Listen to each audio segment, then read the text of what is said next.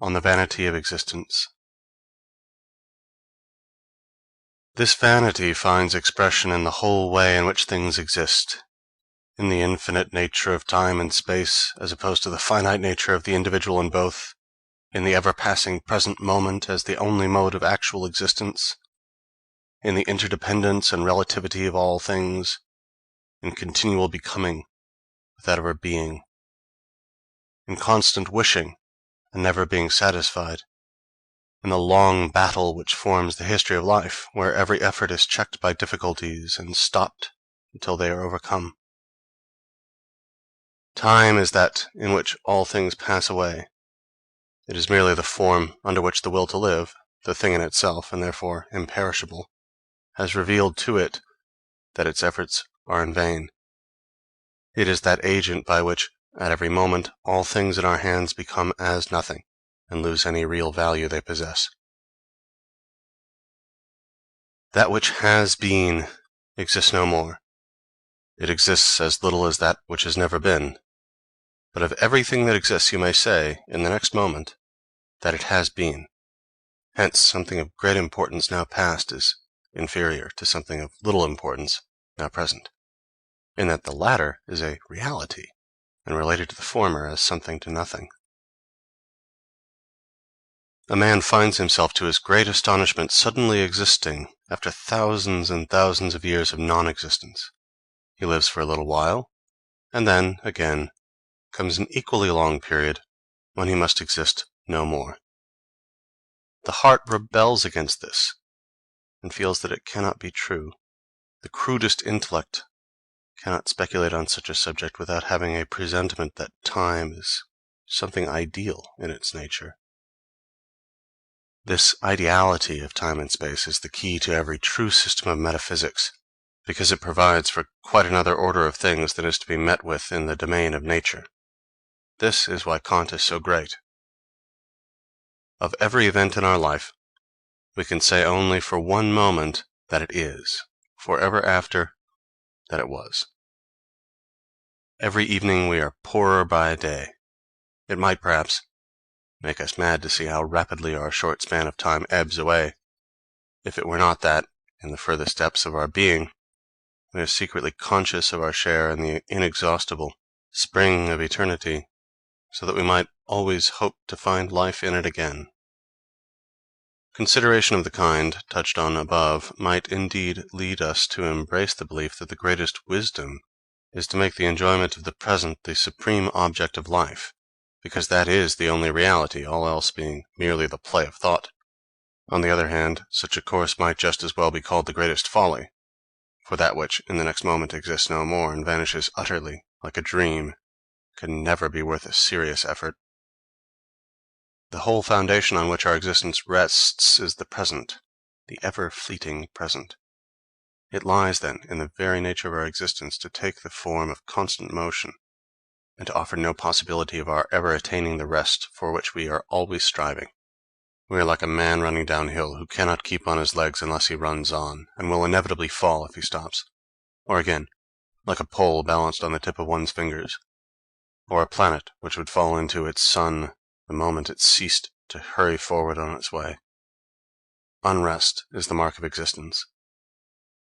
In a world where all is unstable, and naught can endure, but is swept onward at once in the hurrying whirlpool of change, where a man, if he is to keep erect at all, must always be advancing and moving like an acrobat on a rope. In such a world, happiness is inconceivable.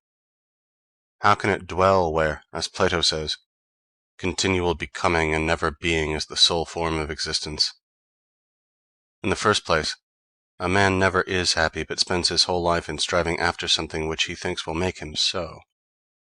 He seldom attains his goal, and when he does, it is only to be disappointed. He is mostly shipwrecked in the end, and comes into harbor with masts and rigging gone. And then, it is all one whether he has been happy or miserable, for his life was never anything more than a present moment always vanishing, and now it is over. At the same time, it is a wonderful thing that, in the world of human beings as in that of animals in general, This manifold restless motion is produced and kept up by the agency of two simple impulses, hunger and the sexual instinct, aided a little, perhaps, by the influence of boredom, but by nothing else.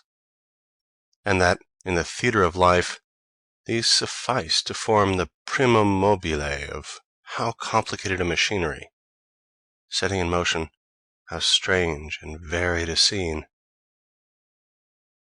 On looking a little closer, we find that inorganic matter presents a constant conflict between chemical forces, which eventually works dissolution, and on the other hand, that organic life is impossible without constant change of matter, and cannot exist if it does not receive perpetual help from without.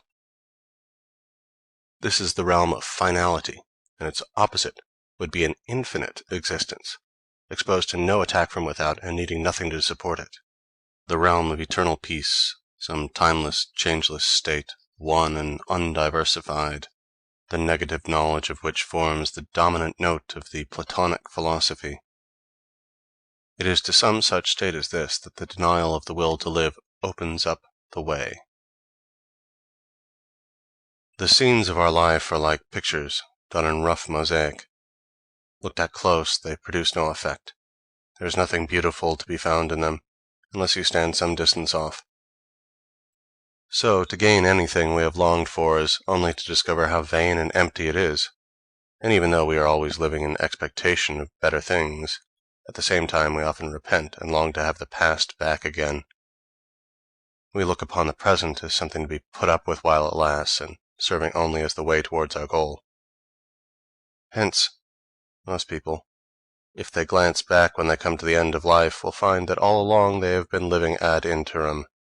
They will be surprised to find that the very thing they disregarded and let slip by unenjoyed was just the life in the expectation of which they passed all their time. Of how many a man may it not be said that hope made a fool of him until he danced into the arms of death? Then again, how insatiable a creature is man! Every satisfaction he attains lays the seeds of some new desire, so that there is no end to the wishes of each individual will. And why is this? The real reason is simply that, taken in itself, will is the lord of all worlds. Everything belongs to it, and therefore no one single thing can ever give it satisfaction, but only the whole, which is endless.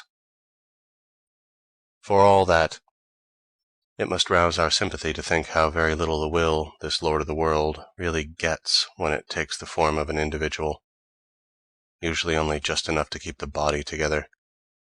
This is why man is so very miserable. Life presents itself chiefly as a task, the task, I mean, of subsisting at all, gagner sa vie. If this is accomplished, life is a burden. And then there comes the second task of doing something with that which has been won, of warding off boredom, which, like a bird of prey, hovers over us, ready to fall whenever it sees a life secure from need. The first task is to win something, the second, to banish the feeling that it has been won, otherwise it is a burden. Human life must be some kind of mistake. The truth of this will be sufficiently obvious if we only remember that man is a compound of needs and necessities hard to satisfy, and that even when they are satisfied, all he obtains is a state of painlessness, where nothing remains to him but abandonment to boredom. This is direct proof that existence has no real value in itself. For what is boredom but the feeling of the emptiness of life? If life, the craving for which is the very essence of our being, were possessed of any positive intrinsic value, there would be no such thing as boredom at all. Mere existence would satisfy us in itself, and we should want for nothing. But, as it is, we take no delight in existence except when we are struggling for something, and then distance and difficulties to be overcome make our goal look as though it would satisfy us, an illusion which vanishes when we reach it, or else when we are occupied with some purely intellectual interest, when in reality we have stepped forth from life to look upon it from the outside, much after the manner of spectators at a play. And even sensual pleasure itself means nothing but a struggle and aspiration. ceasing the moment its aim is attained. Whenever we are not occupied in one of these ways, but cast upon existence itself, its vain and worthless nature is brought home to us, and this is what we mean by boredom. The hankering after what is strange and uncommon, an innate and ineradicable tendency of human nature, shows how glad we are at any interruption of that natural course of affairs which is so very tedious. That this most perfect manifestation of the will to live, the human organism, with the cunning and complex working of its machinery, must fall to dust and yield up itself and all its strivings to extinction. This is the naive way in which nature, who is always so true and sincere in what she says, proclaims the whole struggle of this will as, in its very essence, barren and unprofitable. Were it of any value in itself, anything unconditioned and absolute, it could not thus end in mere nothing. If we turn from contemplating the world as a whole, and in particular the generations of men as they live their little hour of mock existence, and then are swept away in rapid succession, if we turn from this, and look at life in its small details, as presented, say, in a comedy, how ridiculous it all seems. It is like a drop of water seen through a microscope, a single drop, teeming with infusoria, or a speck of cheese full of mites invisible to the naked eye. How we laugh as they bustle about so eagerly and struggle with one another in so tiny a space! And whether here, or in the little span of human life, this terrible activity produces a comic effect. It is only in the microscope that our life looks so big. It is an indivisible point, drawn out and magnified by the powerful lenses of time and space.